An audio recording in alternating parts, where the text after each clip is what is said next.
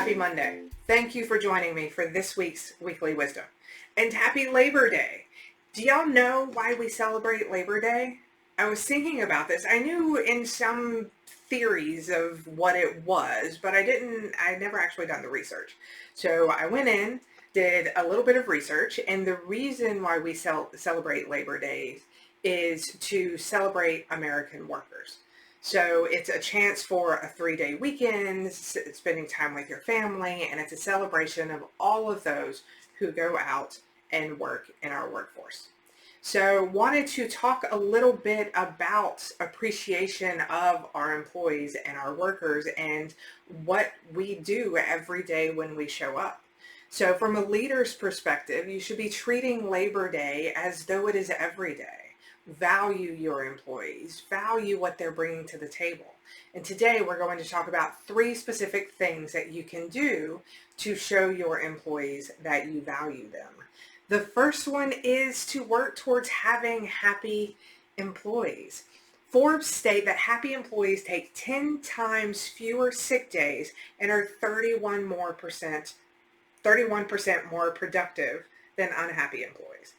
And think back to a moment in time where you've had that dream job. Everything lined up, your leader was amazing, the people that you worked with was amazing. How much of a difference did it make on what you brought forth every day whenever you were working? It's a huge and significant difference. So as a leader, make sure that you're investing time into ensuring that your employees are happy. And what are some of the ways that you can do that? Just to ask them, right? Blunt, authentic, transparent question, are you happy here? If not, what can I do to assist? And then think back to leaders that made you happy, that brought out the best in you. What were some of the things that they did? Do some research. Remember, the feeling of a team starts with the leader. So if your team is not where they should be, then you need to look in the mirror and find out what's going on. What can we do to make this better? Now, the next piece, the second thing that I want to talk about is there's a book called Fill Your Bucket, I believe. I'll link it in the notes. If you haven't read it, then you definitely need to.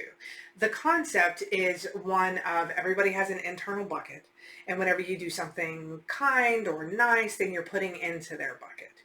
And as a leader, if you have to ask an employee to stay late or you have to ask an employee to come in on their day off, then you're withdrawing from the bucket.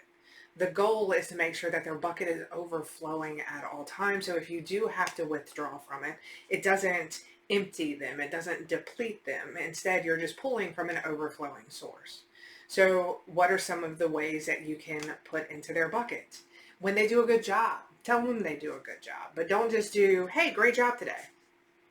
Instead, make it, thank you so much for taking care of that challenging customer. We know that it's not always easy, but you maintained your poise, you maintained your grace, you were there for that customer, and you ended up resolving the issue in a manner that was good for the company and good for the customer. That's huge. I can't tell you how much I appreciate that. When you're working with your employees, be specific. But find ways. Think about ways in the past somebody has filled your bucket. That's a great place to start when you're asking these questions. How do I improve culture? How can I be a better leader? How can I make sure my employees feel valued? So look back in time when somebody made you feel valued, helped you, made you feel secure. What does that look like? And how can you translate that for your leadership style? And then the third thing that we're going to talk about, this has been something that we've talked about in past episodes, but I'm still crazy passionate about it. And so it's going to continue being brought up, is gratitude. Practicing gratitude and making sure that you are being intentional with your gratitude. Now, there are so many reasons to practice gratitude. For the person who's practicing it, it improves your health, it improves your sleep quality, it improves your relationships.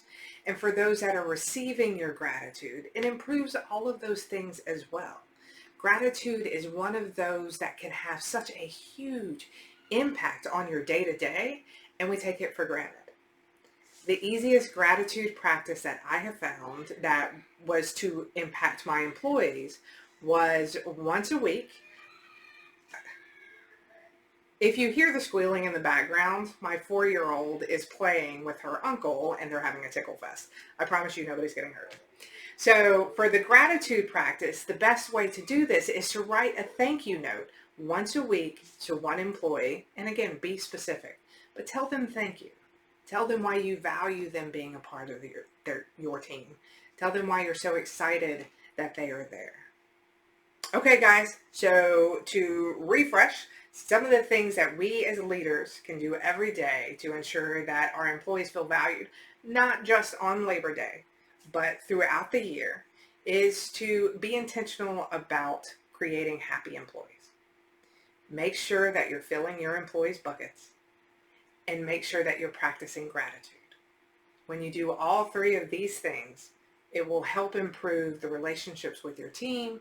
It will help improve your sanity, and it will help improve overall functionality for your business. Thank you so much for joining this week. Don't forget, leave what you learned in the comments, and make sure you tune in on the 21st. We have some very exciting news. Have a great week. Don't forget, you got this.